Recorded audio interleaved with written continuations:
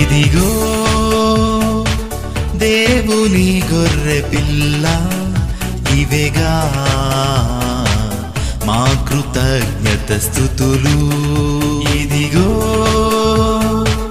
దేవుని గొర్రె పిల్ల, ఇవేగా